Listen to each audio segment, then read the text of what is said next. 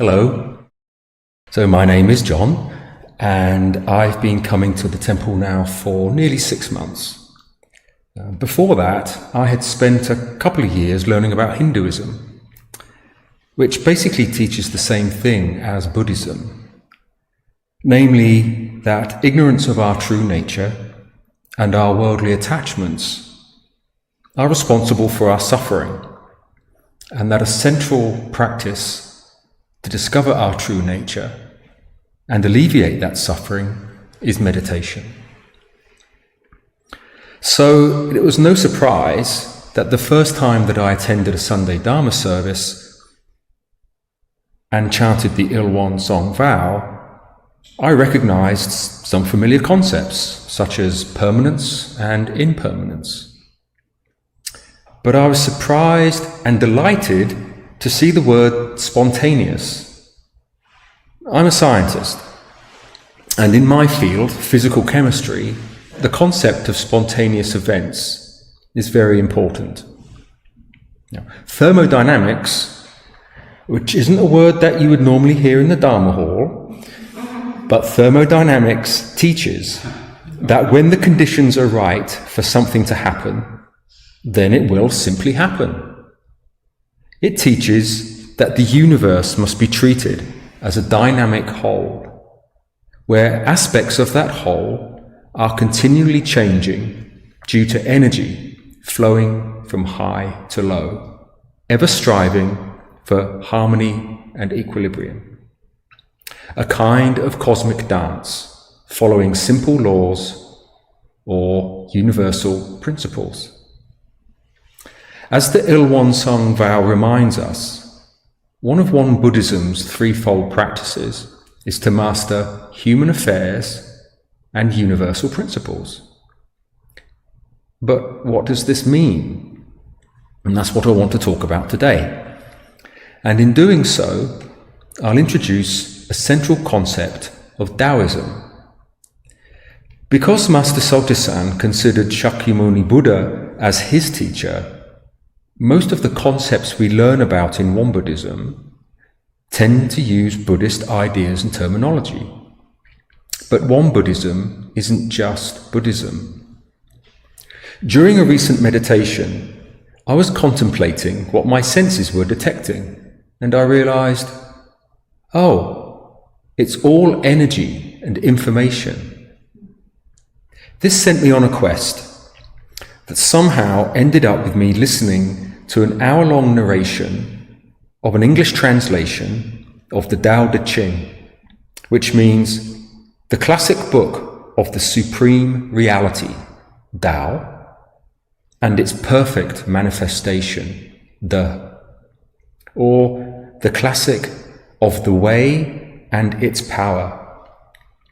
This is a short book of 81 verses, written about 2,500 years ago, in a very engaging poetic style.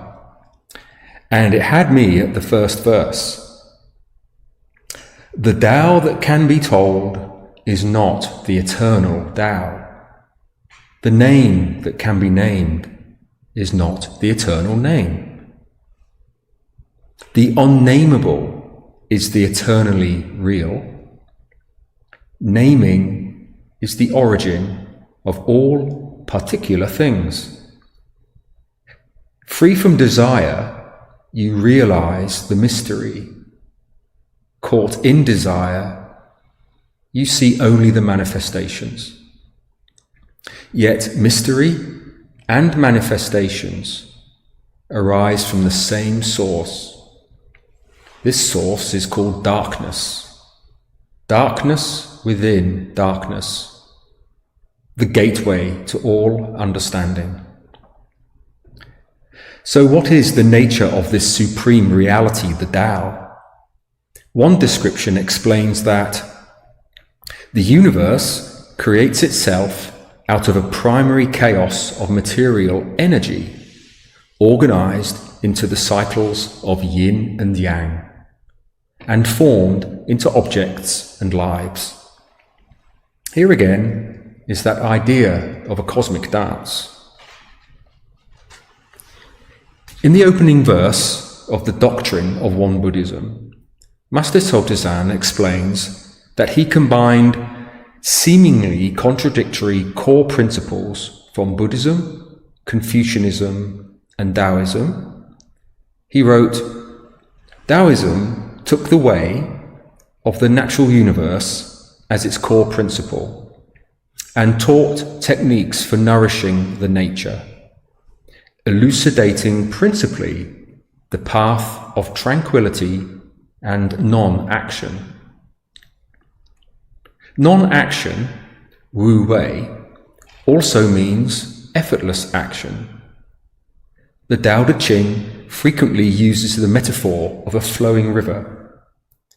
If we want to use the river to help get us from one location to another, by understanding how nature works, we can use that river effortlessly.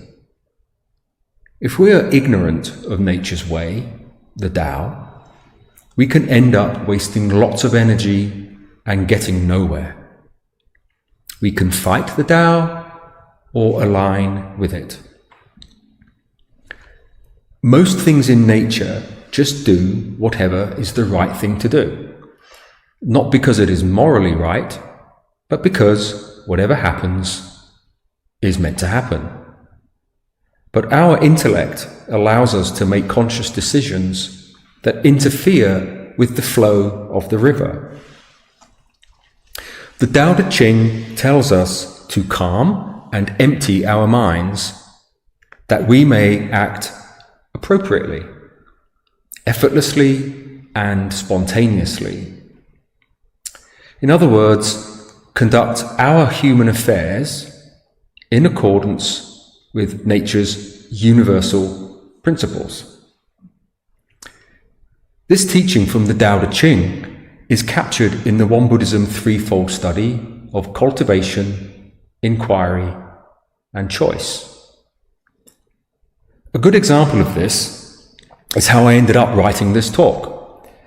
A few months ago, Reverend Won Gong asked me to pick one sentence from the 39 verses of the doctrine of Won Buddhism and write a short paragraph about it. I'd already read the first 7 verses, and I thought that surely I'd be able to find one sentence that stood out enough for me to write about it. But no.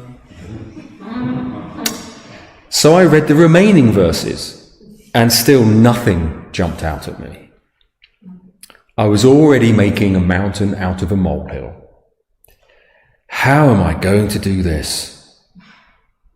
They say that inspiration will strike when you least expect it.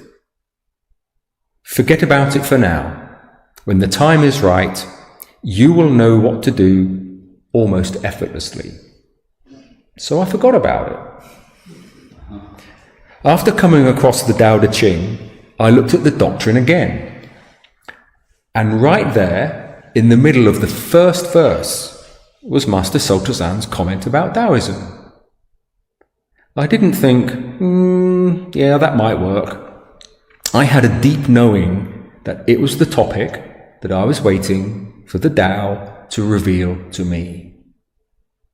Later in the same verse, Master Tao Te Ching writes, "In the past, however, these 3 traditions of Buddhism, Confucianism, and Taoism have mainly disseminated their own doctrines.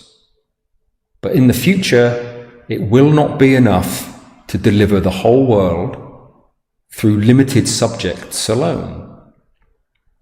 Hence, we have synthesized all these doctrines and established all courses on the basis of combining cultivation, inquiry, and choice into the one circle, and on the basis of the wholeness of spirit and flesh, and the simultaneous practice of universal principles and human affairs."